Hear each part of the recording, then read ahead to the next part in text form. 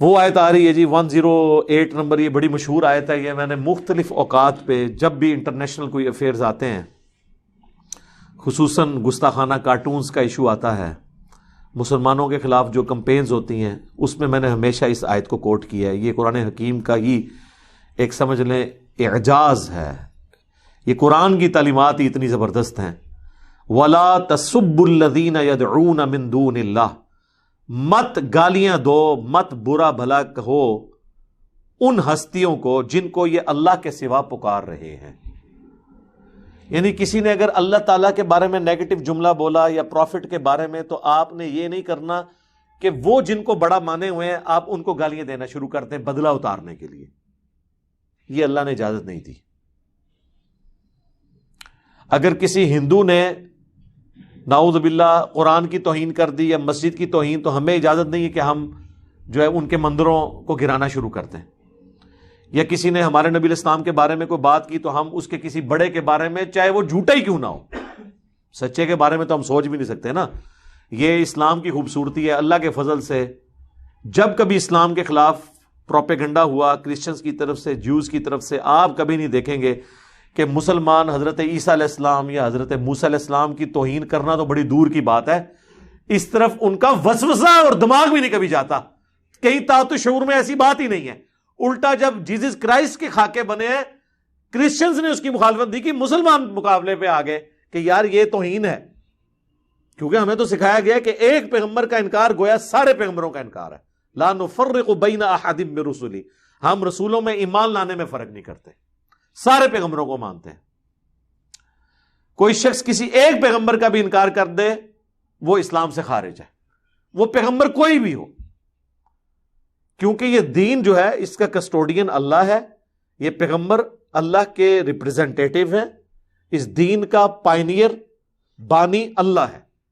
یہ پروفٹس ہیں، پہلے پروفٹ حضرت آدم علیہ السلام اور آخری محمد رسول اللہ صلی اللہ علیہ وسلم. نبی علیہ السلام کو اس دین کے بانی نہیں ہیں، وہ اس کے ریپریزنٹیٹیو بن کے آئے ہیں، جس طرح کہ آپ سے پہلے اور تھے. دیکھیں ہم کوئی آر محسوس نہیں کرتے، ہم کہتے ہیں ہمارا دین ابراہیمی ہے، کہتے ہیں نا، قرآن میں بھی آیا ملت ابیکم ابراہیم. حالانکہ یہ مولویوں کہتے چڑھ جاتا ہے یہ دین، تو کبھی ابراہیم کا نام بھی نہ یہ لوگ لیتے. کیوں؟ کیونکہ یہودی اور عیسائی کہتے تھے ہم ابراہیمی ہیں، وہ کہتے تھے ابراہیم ہمارے جد امجد ہے. تو اب اس کی ضد تو یہ ہونی چاہیے تھی، جس طرح سنیوں نے خلفائے ثلاثہ کو مان لیا اور شیعہ نے حضرت علی کو، کیونکہ یہ مولویوں کی ٹائی چڑھ گئی نا بات.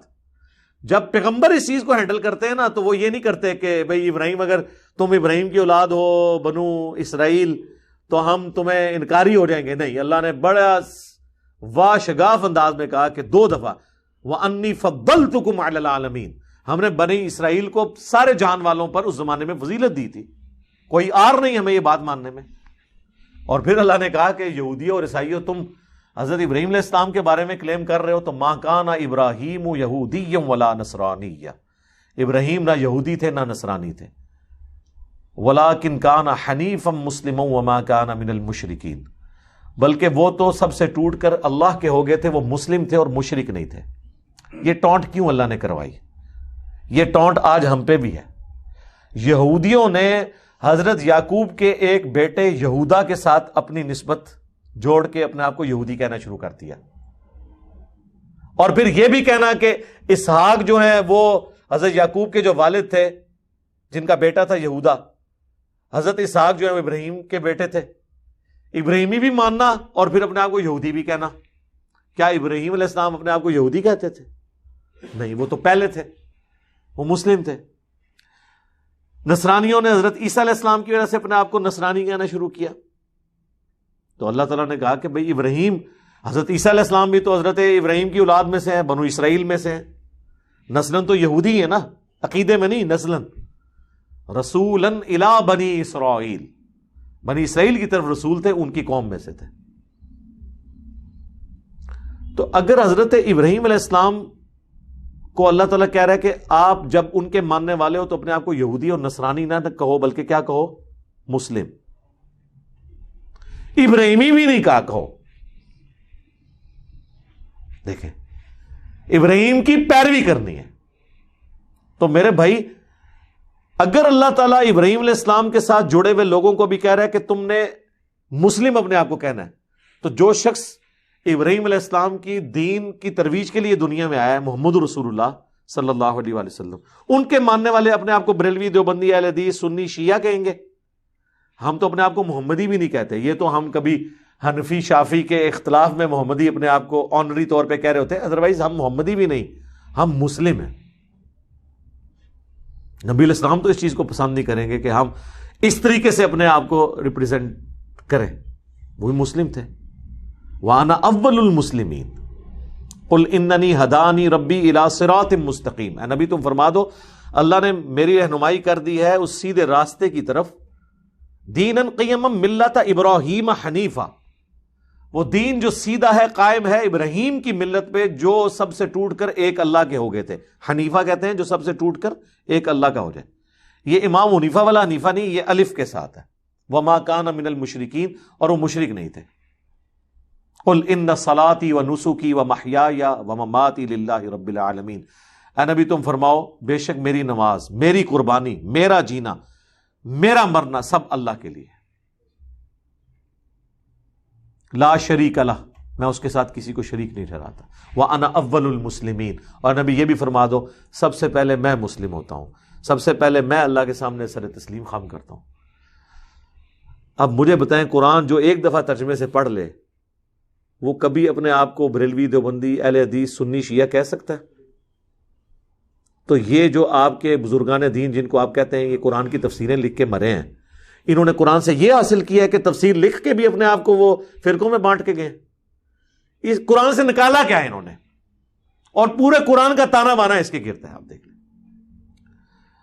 تو بات یہاں سے شروع ہوئی تھی کہ ہم نے کبھی بھی کرسچنز یا جیوز سے اختلاف کے باوجود ان کے پیغمبروں کے بارے میں کبھی نیگیٹو جملہ نہیں بولا. ہم تو بدھسٹ کے بڑوں کے بارے میں بھی نہیں بول سکتے، گالی نہیں دے سکتے. ہاں علمی رد کر سکتے ہیں، تعلیمات کا رد کر سکتے ہیں، اور پیغمبروں کا تو وہ بھی نہیں ہوگا. لیکن پیغمبروں کے نام پہ جو شرک مچایا ہوا ہے اس کا رد ہوگا. وہ تو قرآن نے خود کر دیا. سورہ المائدہ میں 17 نمبر آیت، اے نبی تم فرماؤ کوئی اللہ کا کیا بگاڑ لے گا اگر اللہ ارادہ کرے کہ عیسیٰ ابن مریم کو، ان کی ماں کو اور جتنے زمین میں آباد ہیں ان کو ہلاک کر دے. اللہ سے کوئی کیا پوچھ سکتا ہے؟ تو جب اللہ کا سٹیٹس یہ ہے تو حضرت عیسیٰ ابن مریم اللہ کی مخلوق ہے. پھر سورۃ المائدہ کی 75 نمبر آیت میں جا کے آیا کہ عیسیٰ اور ان کی ماں کھانا کھانے کے محتاج تھے، وہ نہ تمہارے نقصان کے مالک ہیں نہ نفع کے. اب یہ آج کے مسلمان تو حضرت عیسیٰ کے حق میں یہ گالیاں سمجھیں گے اس کو، حضرت عیسیٰ کی توہین کر دی. بھائی عیسیٰ علیہ السلام کی توہین نہیں ہو رہی، توحید اسٹیبلش ہو رہی ہے. اگر قرآن حضرت عیسیٰ علیہ السلام کے منصب کو بیان کر کے اور جو لوگوں نے ان کو بڑھا دیا تھا اس چیز کو ہائی لائٹ کر کے توحید کو اسٹیبلش کر رہا ہے، ہم جب کبھی نبی علیہ السلام کے حوالے سے کوئی اس طرح کا عقیدہ بیان کریں، چاہے وہ علم الغیب کا ہو، حاضر و ناظر کا ہو، یا استمداد کا ہو، تو اس میں ہمیں کون گستاخ رسول پھر کس بنیاد پہ کہہ سکتا ہے؟ تو قرآن جو ہے وہ گستاخ عیسیٰ ہے کیا؟ اور پھر صحیح بخاری کی حدیث دیکھنا، میری شان کو اس طرح بلند نہ کرنا جس طرح لوگوں نے حضرت عیسیٰ علیہ السلام کو بڑھا دیا تھا. میں اللہ کا بندہ اور اس کا رسول ہوں، مجھے اللہ کا بندہ اور اس کا رسول ہی کہنا.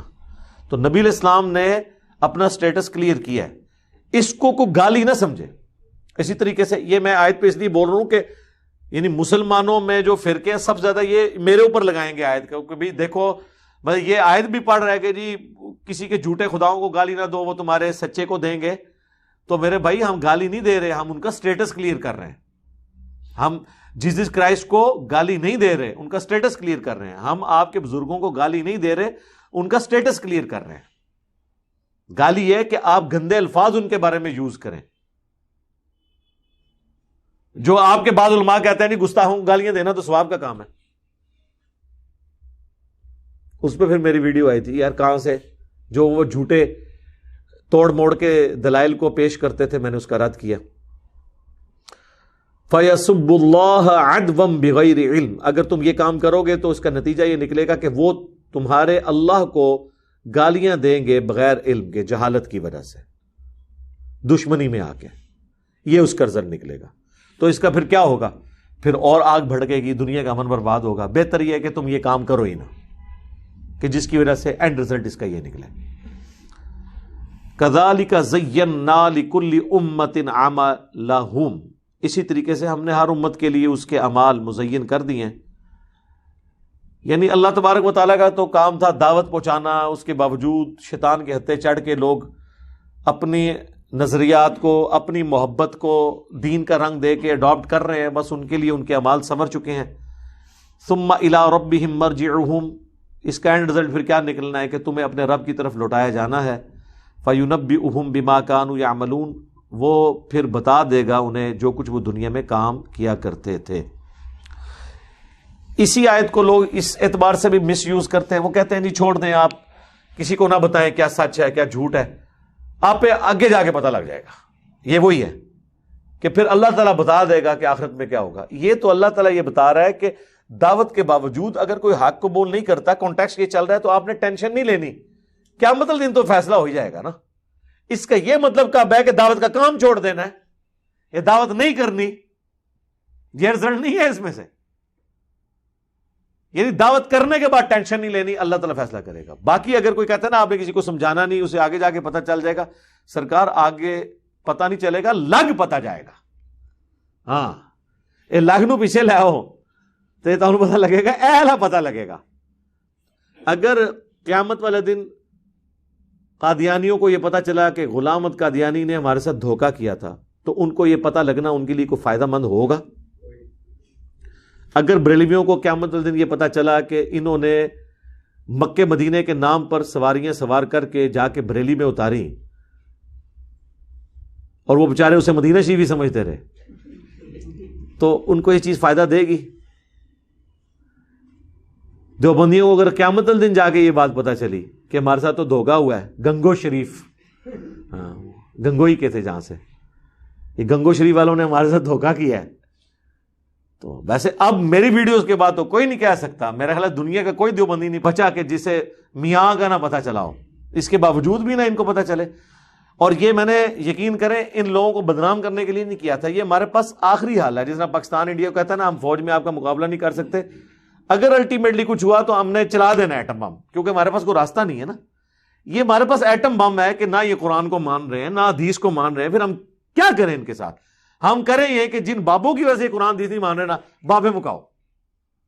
اور بابے مکانے کا طریقہ یہ ہے کہ بابوں نے جو بڑے بڑے بلنڈر کیے ہیں، اتنے بڑے بلنڈر کہ یہ اپنی اولاد کے سامنے اپنے بابوں کی وہ کرامات نہیں بیان کر سکتے، اپنے بچوں میں بیٹھ کے ان کی تعلیمات شیئر نہیں کر سکتے، وہ ایسی شیئر کریں کہ ان کے بچے پوچھیں کہ بابا جی کیوں نہ لگے رہے ہو.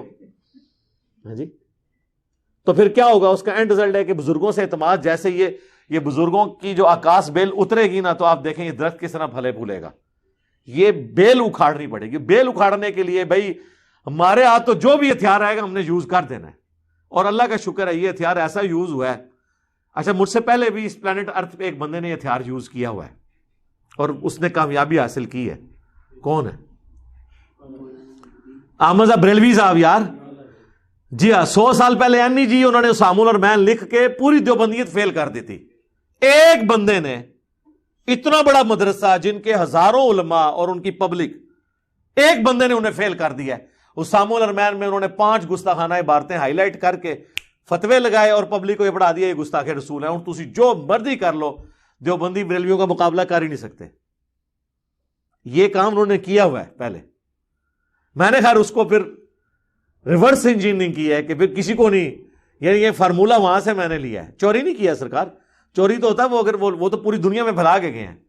میں نے اس میں زیادہ اس میں ویلیو ایڈیشن کر کے اس کو ایک سفسٹیکیٹڈ فارم میں لوگوں کے سامنے پیش کر کے، تو جن کا فارمولہ تھا ان کو بھی ختم کیا، ٹھیک ہے، ان کے مخالفین کو بھی، ان کے حامیوں کو بھی، اور ان سب لوگوں کو بتایا کہ میرے بھائی یہ آپ کے ساتھ دھوکہ کر رہے ہیں، آؤ قرآن و سنت کی طرف. لیکن گالی نہیں دی ہے، اعلیٰ حضرت ہی کہا ہے سرکار. دیوبندی نہیں کبھی اعلیٰ حضرت کہتے، اہل حدیث نہیں کبھی اعلیٰ حضرت کہتے، ٹھیک ہے. وہ تو انہوں نے تو کتاب لکھ دی ہے رضا خانی مذہب. ہم نے احترام بھی رکھا پیار محبت کے ساتھ، اور الحمدللہ یہ بھی بتایا کہ انہوں نے امت کے ساتھ کیا کیا.